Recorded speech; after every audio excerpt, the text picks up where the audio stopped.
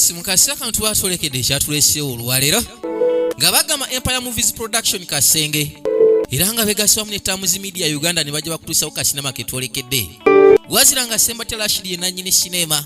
ate nga Tamuzi Media Uganda najja kakutuusaako Butongole Shafiki Shani yakwasaganya amaloboozi gonna nange video wenjalo nenjambira DOP wako tabani musonyiwe nze mukwano gwe ku nyambala gya omusubidde omula kwera enyambala gy'abadde adasobola okujeyewamu bino bye twasembyeyo okwekanya mu katundu akabadde akookuna Kampala ate singa nfuna ssente nina okukola buli ekisoboka kyonna okumulaba nga adda ku zero. Kevin yali akomyewoko ku kyalo wabula natanoonya kyali wayitibwa Kabaalu olwakitegera yamanya nti naye alina kukwata kuba okwolekera mu kibuga era bwatyo n'aweera nkolokooto nti alina okukola kyonna ekisoboka paka nga Kevin azize ku zero. Kano twolekedde katundu ka kutaano yakayise Kabaalu the silent evil. Ngenda kukusaba nywera gwe kalira tusobole okanyonyoka. Kati mu kutandika yasooka n'akulengeza akalala amatendo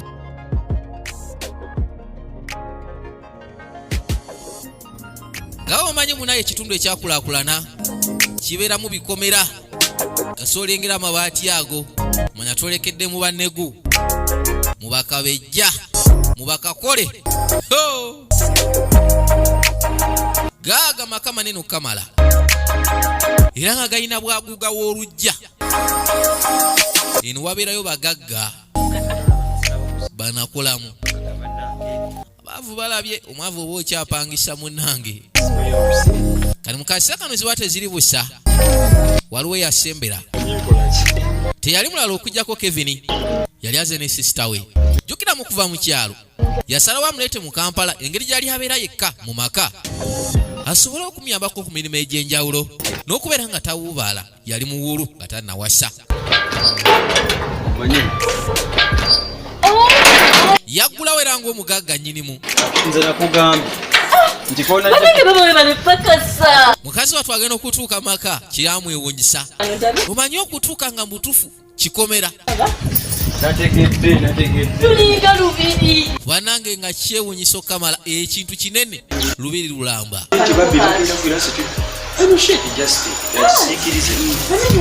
okumanya Kevin yakolamu alina just ne shade eri awo yakutula mbutuzi kuleeta kasiikirize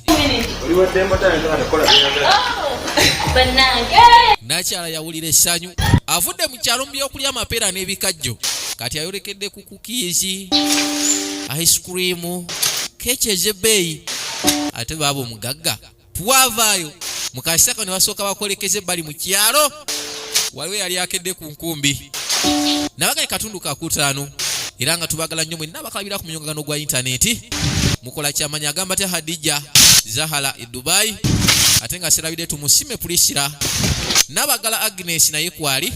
Bambeja Enterprises ne Sauda ate nga yoyo ali Oman Rachel the best naye muwagizi waffe nnyo era nga atwagala nnyo oba mutemera ayinza obutansasula Kabaalu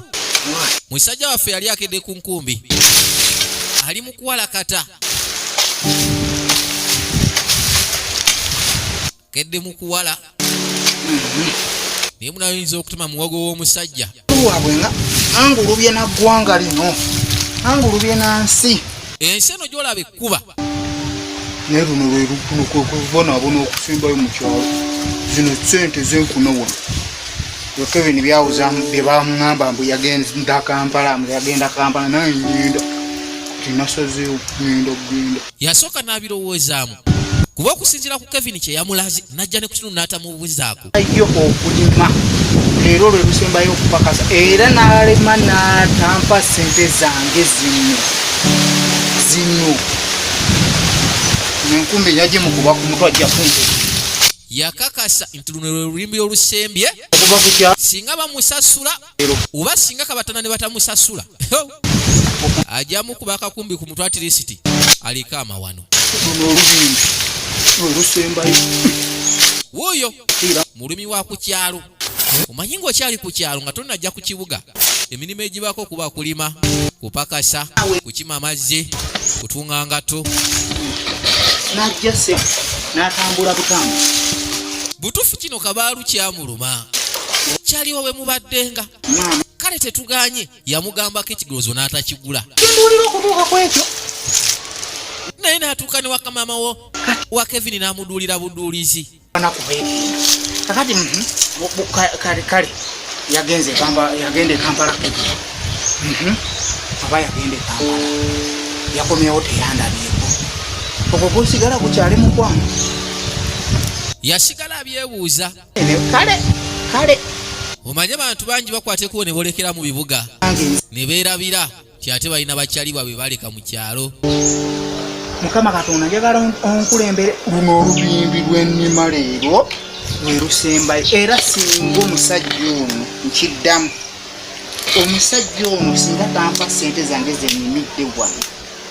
ngenda kugenda e Kampala nga mukoze ekintu nsigale wakiri ku kyalo nga nkozeeko amawulire nti Kabaalu yakuba omuntu n'amutta n'adduka naye lwe lusembayo. Musajja waffe yeewera mukulimu kijja kufiira mu bipaka omanyi obwavu bukuluma n'omera entondo nga mutuufu tokyalina kyakkola okujja kukutondowala mu buli kimu naye ng'amazima go gali nti Kevin musajja wattu yabadde bize era ng'alina kukwata kuba okuddayo mu kibuga olw'emirimu emingi gy'alina. Kati sitewe yakolamu yazimba dda n'amaka sisita we yamututa muyambeko ate basobola okugezaako okubanga bakikwasaganya mu ngeri emu oba endala. Ye Kabaalu akyali ku kyalo akukuluma naye nga ye awera kimu alina okukwata ekuba okwolekera mu kibuga. Nga wayisa akaseera baakwolekeza ebbali ng'awo omanye ekibuga buli omu akeera kutawuka motoka ziba zisale nedde eri kibuga bantu abasinga kye baagala okwettanira mamotoka gaba mayitirivu okukamala kwegamba kibeera bizi okutwaliza awamu bagaye kuno konna kukyali kwanjula kwa sinema ne vidiyo ow'enjawulo. Wabula maama nekibuga maama nnyabula beeno eno nga mpanvu nnyo kyokka n'emmotoka bulijjo emmotoka ya Mukasa yeeyo eri mu kyalo si mpanvu kutuuka kweno kuba zino bazikola bate empanvu bwe ziti. Waliwo yali yeeyogeza badda mu kutuzannyirako naye bugenda kutuuka nga zonna e Kampala wano buli emu nga yange. Era mu kaseera kano yali atandise okwegomba nga buli mmotoka eyitawo era mu ekiseera kijja kutuuka nga buli eyitawo yonna yiye nga nkivaako ndagawa buli kimu kyange kati buli kimu kitandise kubeera kyange. Lodi Ssebo yali akedde kwolekera site era ng'agamba tasobola kukwata kuba okuva mu kibuga ye talina gy'alaga ye nga kye kimuzza mu kyalo ku mmotoka zino zonna z'alabye. Katundu kakutaano n'abagambye Empire Movies Productions Kasenge gye basangibwa gamba atya mukyala Katale oba mukadde Katale tukutumiddeko weebali kwasaganya nsonga. Ndaba emmoloka zimpisanga ezirika zisasula maama laba eno ekirira eyo ngenda gyogula nayo ngenda gyongerezaako kweri kakati ate butuuke nga zonna eziyita wano zonna nga nze nzikulira zonna nga zange ku kibuga kuno. Yatula ebbali n'asitandika okwegomba motoka emu ku emu yanagiwandiikako manyi era n'asuubiza nga bagenda okuwandiikako amannya Kabaalu omugagga baabo motoka se bajja ziwandiika Kabaalu omugagga 1 Kabaalu omugagga 10 naye nga bwe bibeera buli muntu ajja mu kibuga nga alina ekirowoozo ekyenjawulo. Lodi yateekamu ezikyala kutta akaveera ke oba kye twandiyise entwala alumbye site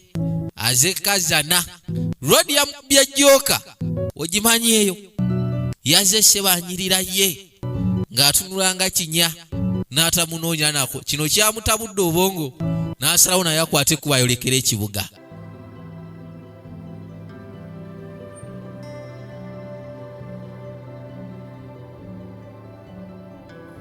Kyo kibeerawo era tekivangawo. Bantu abasinga bava mu kyalo n'amaalo gali agaalagibwa wabula kati ye ajja yeesiba ku buli kimu nga piki eyo weeri eyiye y'emmotoka ekiri naye ajja jjugula ajongerezeko ne kweri endala era awandikeko n'amannya nti Kabaale omugagga. Agamba atyala ekyo the best ate nga serabidde bannakasenge mwenna abantu bomukinaawa Nakawuka Buddo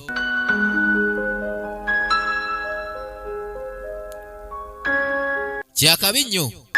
mwebale kuwagira Tamuzi Media Uganda ne Empire Movies Production mwe musinga kati yatuuka ebbali n'abaako ekikomere kimu kyalengera.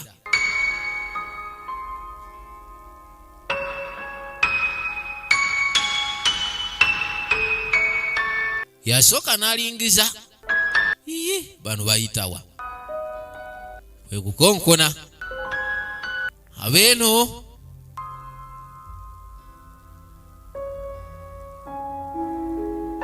naye nga omanyi munayo ebyekibuga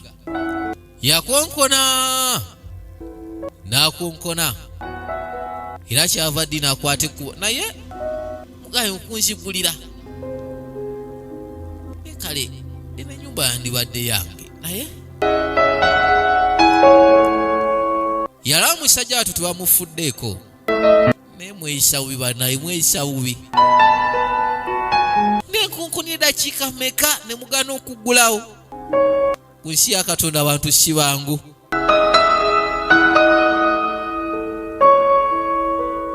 Gwe wonna bw'osinzira okulaba tukwagala nnyo era togivanga kino ye TV yo ensufu Kamala.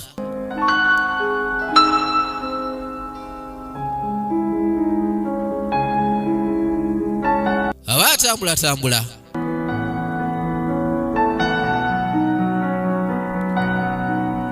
ayina gye yatuukira.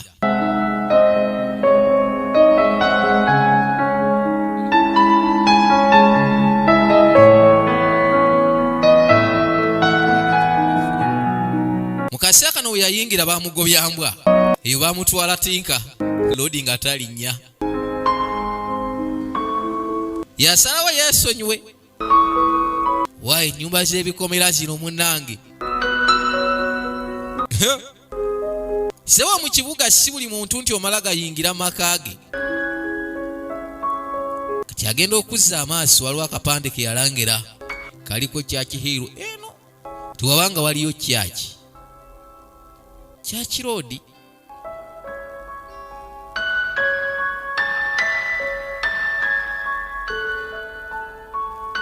anyway naye yamala n'akwata ekkubo n'avaayo nabagai kano katundu ka 5 yakayise Kabaalu the silent evil. Kibuga kyo bwe kityo bwe kibeera yatambula obudde ne buwungeera najja ku kikomera ekirala